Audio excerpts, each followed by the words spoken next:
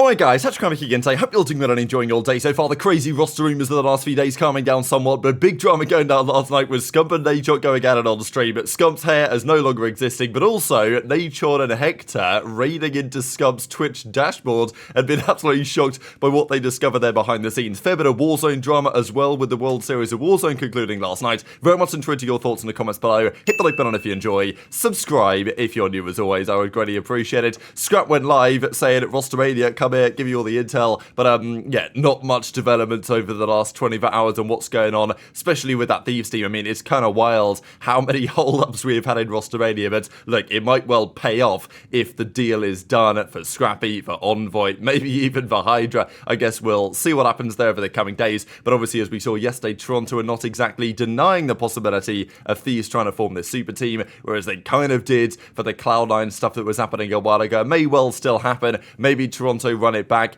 but it's going to throw everything into absolute chaos as it has been now for quite some time. Just one quick thing as well. These are some guys that, well, it's unlikely will be in the league next year because they are playing for Fisher Call of Duty. Phantoms, Dylan Rex, Darkside and Brack. That's going to be their team. And this is going to be over in the collegiate side, right? So you see this from a number of pros. Even I think Silly did this. World champion is, playing the collegiate league and obviously can do pretty well over there. Interesting for especially a guy like Dylan Rex because he was very close to being in the league next year, or this year, sorry. He was rumoured to, I think, be joining that Minnesota Rocket team mid-season. They eventually decided not to pull the trigger on that, and, now he's in obviously a pretty tricky spot. Brack is another player that, you could argue that he should have had a chance back in the league potentially this year, but, there's a debate on that. Of course, on that FaZe Black team this season did pretty well, but, one of those players that's had a couple of chances, never really made that much of it, and therefore it's just difficult to get back into the league, you tend to find. This is another very interesting story emerging yesterday.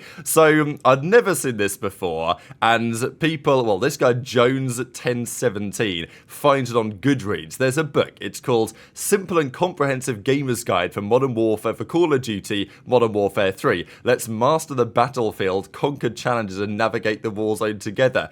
And this is written, it has two authors, one of whom is Michael Owen, of course, footballer, at least in my mind, that's what I think of when I think of Michael Owen, and soccer player, for those Americans out there, of course there are plenty. MacArthur Cellium Jovel is the other kind of chief writer, of course, being Cellium. And this is Cellium's full name, right? MacArthur Jovel, exactly how you pronounce the surname. So what's going on here? Is Cellium an author, or am I missing something? Because I don't think anyone knew that Cellium had written a book, and I'm 99.9% sure that he hasn't. There's either a couple of things happening. Whoever wrote this book has either gone to Cell and said, hey, can I write this book kind of in your name as a ghostwriter and I'll throw you some money back? Or, more likely, this author has just decided, okay, to give my book some sort of credibility. Because I think this book has, one review. It's, very far down the list in terms of bestsellers. It doesn't really, nobody knows it exists, obviously. So, and this is, a strategy people do. They'll write a book, maybe using AI or something, and then they'll just try and sell it. And maybe it works, maybe it doesn't. But Cellium is listed as an author. So either Cellium has been doing this strategy, maybe to good success or not, or someone is, impersonating Cellium. But of all the players to use, I mean, it's pretty funny one, isn't it, to use Cell, and there's not even any of the Call of Duty branding it, because of course they don't have the rights to use that. So yeah, I'm intrigued to your perspective on what you think is going on here. Let's talk about some of the drama though from yesterday, because as Call of Duty Esports say, the World Series of Warzone concluded yesterday exactly as we expected it to, with the Falcons boys of Ahsoka, Shifty and Biffle taking another clean, pretty dominant victory. This was the winning moment. They did a cool format here, to be fair, when it goes to match points, right? So you get enough points, and then once you get to that point, if you win again, then you get over the line and you win it. And that, of course, is what ended up happening here. So, cool to see the fans in the crowd, some energy in the venue, and yeah, nice to see some support for Call of Duty competitive stuff, even if it's not the CDL, that, of course, we usually talk about here on the channel. But yeah, Biffle, Shifty, Soka, congrats to them again. They've just completely dominated this scene over the last couple of years. Of course, people would say, well, if they came to challenges, they wouldn't even do that well there. So it's kind of like a fake esports. But look, they're good at what they do, and no doubt about it. There was a bit of drama though, just because they, I wouldn't say got gifted the win, but people are scared of these guys, I think is the levels that it gets to at this point. And some of their competitors in their heads are like, well, we're fighting for seconds, and that kind of creates a knock-on effect for, that actually helps these guys to win, as we'll discuss in a second. Shifty giving a lot of credit to Biffle, and obviously for good reason, this guy's a monster, and out of those three guys, if one of them could make it in the CDL, why would they? Because they can make more money playing Warzone, but if they wanted to, then, Biffle would be the man to look at. And to be fair, like, if Biffle, and maybe Shifty, whatever, like he's talked about trying to get into the league, but let's say Biffle just wins everything in Warzone, which he has been, is he going to get bored? Is he going to think, well, maybe there's more to this, I could try this, I could try that, someone might give me an offer to at least try in the CDL? I mean, I think Priestahh would be the type of guy to say, yeah, Biffle, come play with me on my team, but does Clay have a team? That is the question. So, effectively what's happening, though, is that the Falcons guys drop in, and no one wants to chow them in their, like, where they land, basically, in their landing zone. So, they get to just land in an uncontested spot most of the time, clean up the economy, and obviously found themselves in a really good position in the latter half. So even as Brittany here says, like, these guys are okay with just being there and being in the bottom 20 teams, I guess, and Super Evan says, this couldn't be more true. I don't understand why you wouldn't land on any match point team if you're doing that bad. It's the only way to prolong your tournament. Just makes no sense. Just letting them have 300k. So it kind of makes sense. The top teams who are also in the fight for the win, fair enough, maybe don't land with the Falcons boys. But if you're a team lower down, there's an argument that why would you just accept that? Why not land with them, try and take them out, prolong your tournament, at least give yourself a chance? Because, if you don't do that and you allow them to build the free economy, then you're kind of just gifting them a win eventually, which is eventually what happened, and they get over the line. So a bit of drama there, and but congrats to those boys, of course. Again, they take them a fair chunk of change, and obviously Methods was in the conversation with the whole CDL versus Warzone stuff over the last couple of weeks, and, well, he kind of concludes with, all right, congrats, fellas, and we go again slightly later on. I think this was Roddy's original tweet where he said, like, hope these guys lose or whatever after what he said about Pred. But, I don't think he's wrong that if you're not going to win yourself, if you're one of the bottom teams, like, why not try and make them lose? I don't know. It'd be interesting to see if that actually happened, right? But a couple of other things we've got to mention about, certainly on the Scump angle. Thought this is interesting too as well. TG Swag put on the Reddit too, and this actually does probably check out that in round 5 controls on LAN, OpTic were 0-5 in, like, the entire season, until they played a critical map, of course, in the Invasion control against Subliners in the World Championship Grand Finals, that they eventually won in a 3-2 fashion. So kind of crazy how that worked out in the grand scheme of the season. Scump, of course, was there, watch partying the whole thing, and now in the off-season, he's been up to various other things. So a couple of clips to share for you guys here. It's very entertaining stuff, of course. So, like, Scump's not gone bold precisely, but he's been buzzed down to a pretty, low-tier trim, I would argue. But obviously, Scump isn't so happy about it. Nadeshot says, oh, maybe you could have, kept the moustache or whatever. It could have worked a little bit better with this setup.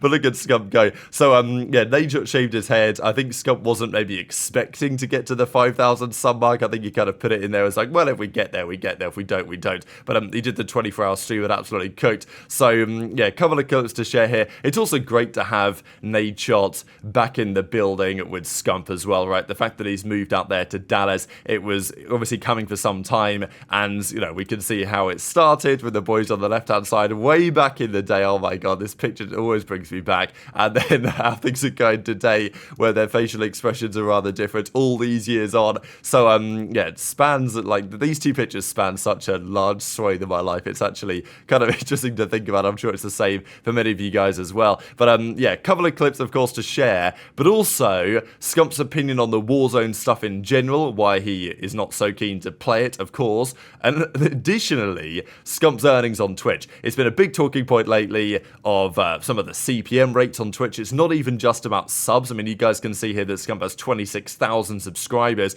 So, and obviously some of those are going to be tier 2, tier 3 subs, but let's say that each sub Scump maybe gets like $3 or something from. You can do the maths on that. That ain't bad in terms of a monthly return. In addition to the CPMs on the ad revenue that you get on Twitch, which are very high. I mean, we saw some of the numbers from Parasite. I mean, I think he was making like 15, 20k a month on a lot of it was ads. Now, he's running a lot of ads, Parasite, but it's not like he's got a massive stream. Extrapolate that a bit to Scump, you're talking some pretty ludicrous numbers. And it's kind of one of the reasons why people say, oh, why would you donate to these guys? They're they can bank. And look, I get it both ways, but Nadeshot and Hex are just sitting there being like, are you serious right now with the amount of cash this guy's raking in? Why don't you start competing in Warzone? I'm not gonna lie, brother. That sounds like my own personal hell. I played 11 or 10, 11 years of competitive Call of Duty. And you want me to play Warzone competitive? I would be losing my mind. I'm saying I died to a drill charge. It got thrown into my ass. What'd you say? Yeah, I got a drill charge thrown into my ass. Someone said they wanted me to compete in Warzone. They're eating the pets. It really don't look bad. Oh my god, I'm about to vomit. It's not bad at all. Oh, hell no.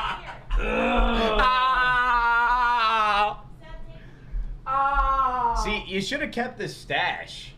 Oh no. Oh my god, dude, what the fuck? What happened? 10 gifted, I suck him off live on cam right now. Oh, what happened?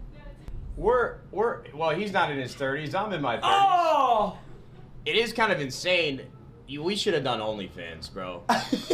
I'm telling you, a little ass play, we're in and out. In like 1 year and we're good. You see these girls? Ass play. Well, we're over here fucking in 15 years and we're over here shaving our head for grown men to throw dollars at us. Just a little ass play. When you think about it that way, I'm kind of ashamed, but... Leak the dashboard? You want to look? I'm not going to leak it, but should we look at his Twitch dashboard, Hector? No. You don't want to? Are you sure you don't want to? Because I kind of want to take a look. Oh No, we're click farming. We're click farming. He won't get upset. Let me see. All right, let's do it. They can't see nothing, right? Paper. No. Yeah, let's see it, bro. Come on, let's just do it one time.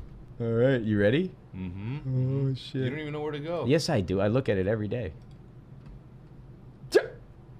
Where? I don't even see it. No, where is it? Bro, look at this fucking part. Bro, he doesn't even stream these days.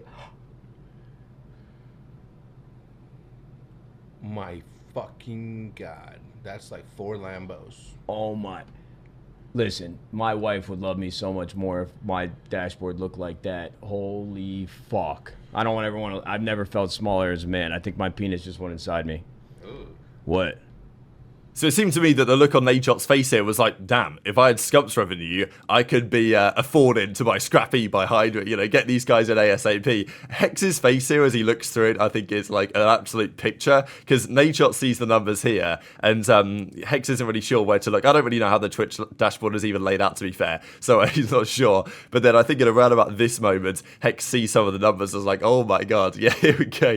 That's like, look at his face change. That's like 4 Lambos. So, yeah, Scump ain't done bad, clearly, over the last couple of months. We don't know the specifics and the numbers. You can give some reasonable estimations there. And, yeah, if Scump wanted to say, all right, boys, not like they need to, but if they needed OpTic to get bailed out on some level and, you know, support a buyout for a certain player, Hex could probably be like, all right, Scump, can I have a small loan of $1 million and get this deal done? Because, yeah, the Twitch revenue is clearly out of control. So, yeah, obviously I thought this is very entertaining. Scump's thoughts on the Warzone stuff as well, just because we've kind of been wondering, haven't we, whether any of that stuff's actually going to go anywhere, the CDL versus Warzone, whether it's going to happen when the season or when the game officially launches and gets underway. Scump, his return to COD has never really been especially discussed, and especially shouldn't be, given the amount of cash that he's raking in streaming. I mean, if you guys didn't see the big news in esports yesterday, I guess technically the day before, but it was a bit, we talked about it on the Valorant channel yesterday, TenZ retiring from competitive Valorant, and at only 23, I mean, when Scump retired, he was what, like 27, 28, after a very long and successful career. You've got other players like TenZ retiring like at 23, hella early in their career, potentially with what they could achieve, but it's just they stand to earn and gain and have a far less stressful life, really, being a streamer when you're a content creator on that level than you do if you're a competitor, or competitor, right? That'd be the way to say it. So the same story is true for Scump, right? Like, why would he return and play again unless he's absolutely, you know, committed that he really wants to come back and compete again? That may be the case for a guy like Formal, but it's just very tempting for many players